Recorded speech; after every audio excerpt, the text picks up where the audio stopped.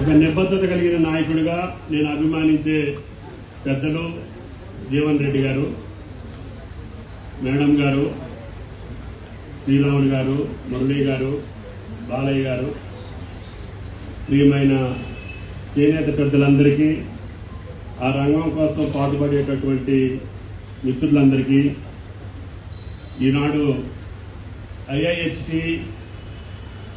ల్యాబ్ని ప్రారంభోత్సవానికి అవకాశం ఇచ్చినటువంటి డిపార్ట్మెంట్ పెద్దలందరికీ, మేడం గారికి, ప్రిన్సిపల్ గారికి, పిల్లలకి, అందుట్లో శిక్షణ పొందుతున్నటువంటి 60 మంది విద్యార్థులకి ధన్యవాదాలు తెలియజేస్తా.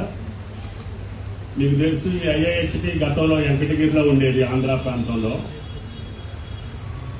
రాష్ట్రం విడిపోవటం మూలాన మన రాష్ట్రానికి లేదు కాబట్టి కేంద్ర ప్రభుత్వాన్ని ఒప్పించి ముఖ్యమంత్రి గారు సహా ఒత్తిడి చేసి మన పిల్లలకు కూడా ఈ శిక్షణ, అధునాతనమైనటువంటి శిక్షణ ఇస్తే జీవనోపాధిలో కానీ, స్కిల్స్లో కానీ ప్రపంచంతో పోటీ పడేటటువంటి సంస్థను మనం తీసుకురావాలని చెప్పి పూజ్యులు కొండా లక్ష్మణ బాపూజీ గారి జయంతి సందర్భంగా ఆయన పేరు మీదనే ఈ IIHTని మనం స్థాపించుకున్నాం. దానికి మేడం గారి ప్రత్యేక శ్రద్ధతోటి దేశంలో ఉన్నటువంటి 11 ఇన్స్టిట్యూషన్స్లో మనదే నెంబర్ 1గా వచ్చేటట్టుగా ప్రయత్నం చేస్తున్నారు. ఇంకా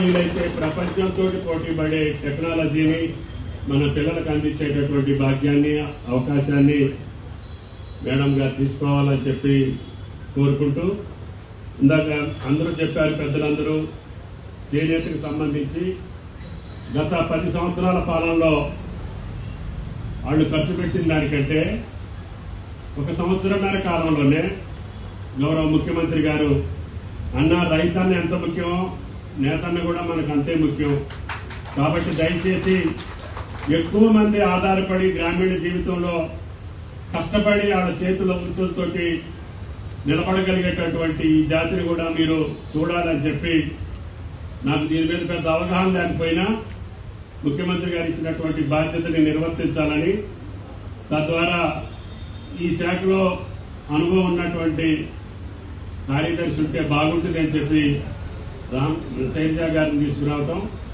ఆమె గారు మొదలుపెట్టి అర్థంతరంగా ఆగిపోయినటువంటి పథకాలన్నింటినీ కేవలం వాళ్ళ యొక్క రాజకీయ అవసరాల కోసం కొన్ని పథకాలు పెట్టి వాటిని కొనసాగించకుండా వదిలేసినటువంటి పథకాలన్నింటినీ కూడా మనం ప్రారంభించాల్సి వచ్చింది.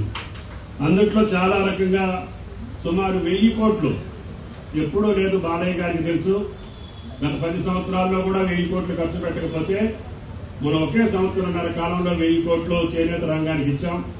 గతంలో ఉన్నటువంటి టెస్కో ద్వారా సుమారు 600 కోట్లు మీకు ఆర్డర్స్ ఇప్పించాం.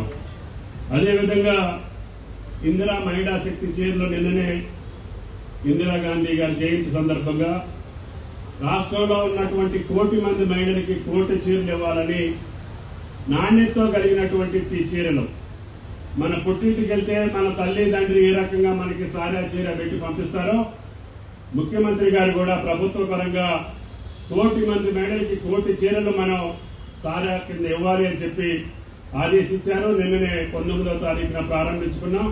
రాష్ట్ర వ్యాప్తంగా ఉన్నటువంటి మహిళలందరికీ కూడా 1 కోటి మందికి 1 కోటి చీరల పంపిణీ జరుగుతుంది అని చెప్పి మీకు ఈ సందర్భంగా మనం చేస్తున్నాం.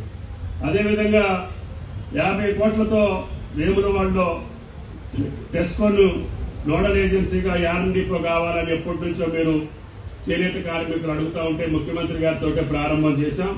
దానివల్ల కార్మికులకి చాలా ఉపయోగం జరిగింది.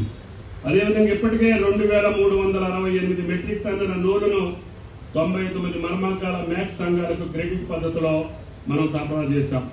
168 కోట్లతో తెలంగాణ చేనేత అభయస్థాన్ని మనం నేతన్న భరోసా, నేతన్న పొదుపు, నేతన్న భద్రత పథకాల కింద ఖర్చు చేస్తున్నాం. అదేవిధంగా నేతన్న పొదుపు కింద ఇప్పటికే 304 కోట్లు రిలీజ్ చేశాం. మరమగ్గాల కార్మికులకి నేతన్న పొదుపు కింద 68 కోట్లు రిలీజ్ చేశాం. మరమగ్గాల కార్మికులకి 10% నూలు సబ్సిడీ ద్వారా ఇప్పటికీ 2018 నుండి 22 వరకు ఉన్న అన్ని బకాయిలు కూడా 40 కోట్లు మన ప్రభుత్వం చెల్లించింది. నేతన్న బీమా కింద 540 కుటుంబాలకు 27 కోట్లు అక్కడ బీమా రుసుమును కూడా మనం సొమ్మును చెల్లించాం. నేతన్న భరోసా కింద కూడా 12 కోట్లు చెల్లించాం. టెస్కోలో ఉన్న బకాయిలన్నీ కూడా 630 కోట్లు విడుదల చేయడం జరిగింది. అదేవిధంగా మన బాపూజీ గారి జయంతి సందర్భంగా ముఖ్యమంత్రి గారిని పెద్దలందరూ అడిగారు, అయ్యా రైతన్నకి రుణమాఫీ చేశారు కదా, మా నేతన్నకి కూడా చేయాలి కదా, ఇన్ని పథకాలు చేస్తున్నారు, మా రుణమాఫీ కూడా చేయమని చెప్తే ఆ రోజు మీరు 30 కోట్లు ఉందని చెప్పారు. మేడం గారు 33 కోట్లకి మొదటిసారిగా ఎస్ఐ చేసి పంపించారు. ఇంకా ఏదైనా ఉంటే కూడా ప్రభుత్వ పరంగా దాన్ని కూడా మిగిలినటువంటి వాళ్ళని కూడా పంపించండి. తప్పకుండా ముఖ్యమంత్రి గారికి చెప్పి దాన్ని కూడా సానుకూలంగా వాళ్ళకి అందిస్తామని చెప్పి కూడా మీకు ఈ సందర్భంగా మనం చేస్తున్నాం. కాబట్టి దయచేసి ఈ యొక్క రంగాన్ని ఎంత గొప్పగా మనం చూసుకుంటే భారతీయ సంస్కృతి సంప్రదాయాలకి చిహ్నంగా పురాతనమైనటువంటి ఈ వృత్తి కళాకారుల్ని కాపాడుకోవాల్సిన బాధ్యత ప్రభుత్వానికి ఉంటుంది. కాబట్టి మీకు గతంలో పని లేక ఆత్మహత్యలు చేసుకుంటున్నారని కథలు వచ్చేది. ఇప్పుడు పని ఎక్కువైందని చెప్పి మీరు ఇబ్బంది పడవద్దు. ఎందుకంటే మేము చీరలు ఇస్తే ఇంకా డిలే ఉంది. ఎందుకంటే మేము ద్రయ్యం బౌలు చేసినా కూడా మాకు పని అందట్లేదు. ఇంకా మేము కష్టపడతాం, మీకు కావాల్సిన 1 కోటి చీరలు కూడా ఇస్తామని చెప్పి మాట ఇచ్చారు. నిన్న 66 లక్షలు మాత్రమే ఇచ్చారు. అందుకని గ్రామీణ రాష్ట్రానికి మొత్తానికి పంపించాం. మున్సిపల్ ప్రాంతాల్లో కూడా మేడం గారికి త్వరలో సప్లై చేయమని చెప్పి మిమ్మల్ని అందరినీ కోరుతున్నాం. ఎందుకంటే మీకు చేతి నిండా పని ఉంటే మీ గతంలో ఉన్నటువంటి ధరల కన్నా సదుపాయాల కన్నా అన్నిటినీ కూడా పెంచి మీకు ఏ లోటు లేకుండా ఎంతవరకు ప్రభుత్వానికి శక్తి ఉంటే ముఖ్యమంత్రి గారు తప్పకుండా మీకు సహాయం చేయడానికి సిద్ధంగా ఉన్నారు. కాబట్టి చేనేత కార్మికులతో పాటు దానికి సంబంధించినటువంటి అనుబంధ రంగాల్లో ఉన్నటువంటి అందరం కూడా సుఖ సంతోషాలతో ఉండాలి. ఒక పక్క రైతన్న, ఒక పక్క నేతన్న సంతోషంగా ఉంటే తెలంగాణ రాష్ట్రం సుభిక్షంగా ఉన్నట్టు అర్థం అవుతుంది. కాబట్టి దయచేసి ఈ యొక్క ప్రభుత్వం యొక్క ఆలోచన విధానాన్ని మీరు గమనించుకోవాలి. తద్వారా ఈ యొక్క ఇన్స్టిట్యూషన్ కూడా ఎంత మోడర్న్ గా, ఎంత గొప్పగా మన దేశంలో ఉన్నట్లో కంటే నెంబర్ 1 కాకుండా ప్రపంచంలో ఉన్న ఇన్స్టిట్యూషన్స్ లో కూడా ఏ టెక్నాలజీ ఉంటే మన పిల్లలు దానికి పోటీ పడేటట్టుగా మేడం గారు, ప్రిన్సిపల్ గారు దాన్ని తెలుసుకొని వాటిని కూడా ఇందులో ఇన్కార్పొరేట్ చేసి ఈ యొక్క చేనేత వర్గం కోసం ప్రాణాలు అర్పించినటువంటి ప్రత్యేక తెలంగాణే కాదు ఆయన కోరిక, చేనేత కార్మికుల జీవితాలు బాగుపడాలని ఆయన జీవితాంతం మీ వర్గం కోసం, తెలంగాణ కోసం ప్రాణాలు అర్పించినటువంటి కొండా లక్ష్మణ బాపూజీ గారి పేరు మీదనే ఈ ఇన్స్టిట్యూషన్ పెట్టాం. కాబట్టి ఆయన కళ్ళలో సంపూర్ణంగా సఫలం కావాలనంటే మనందరం కూడా ప్రభుత్వానికి సహకరించాలి, ప్రభుత్వం మీకు సహకరించాలి.